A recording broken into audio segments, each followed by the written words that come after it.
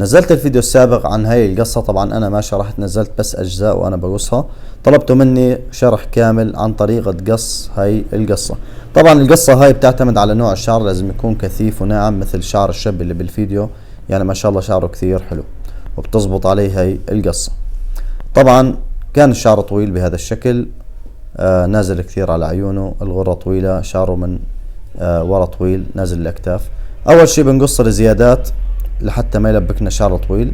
الاذان كنت راح اقصها وسألته قال لي بتلزمني فتركتها وتابعت القص.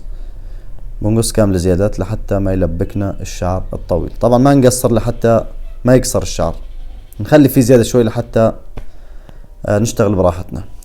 جيت للجهة الثانية كمان مسكت اذانه وحكيت له هي كمان بتلزمك ولا اقص لك اياها مع الشعر؟ فقال لي لا بتلزمني. حكيت له اكيد، قال لي اكيد. تابعنا قص مو مشكلة، تركنا له اذاني الاثنين. الغرة كمان طويلة، كمان قصيتها بشكل مؤقت يعني لحتى ما تظل نازلة على عيونه. مثل ما حكينا يعني نقص الزيادات بعدين نرجع بنرتب الشعر كامل. طبعا هاي نوع من القصات بدها واحد يكون عنده خبرة، يعني يكون معلم، ما يكون مبتدئ. المبتدئ صعب جدا انه يعمل هاي القصة، انا بس حبيت اني اوصل الفكرة بس. طبعا هسه راح يكون شغلنا بمقص الكثافة او مقص التشفير. بدنا نقص من تحت، الشعر اللي فوق ما بنقرب عليه لحتى نشيل من كثافة الشعر من تحت لحتى تعطينا نفخة الشعر هاي او شكل الفراولة او الكسحة المخفية. كل شغلنا راح يكون تقريبا بمقص التشفير، بعدين بنظبط بالمقص الثاني التحديدات والتظبيطات بالشكل هذا.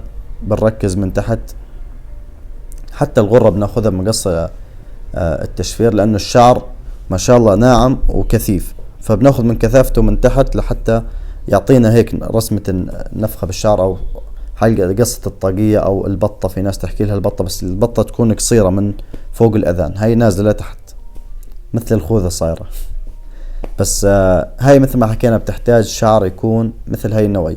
اذا كان الشعر كيرلي او فيه لوية ما بتزبط عليه هاي القصة. وهيك طبعا كانت النتيجة النهائية. طبعا ما شاء الله كثير لبقت له، على رسمة وجهه تغير كثير. بنرجع بنذكر اخوان المبتدئين صعب تطلع معك هاي القصة. انت كمبتدئ لازم تكون متمكن من مسكة المشط والمقص، يعني هاي للحلاقين. انت خذ الفكرة وبس تتعلم اعملها.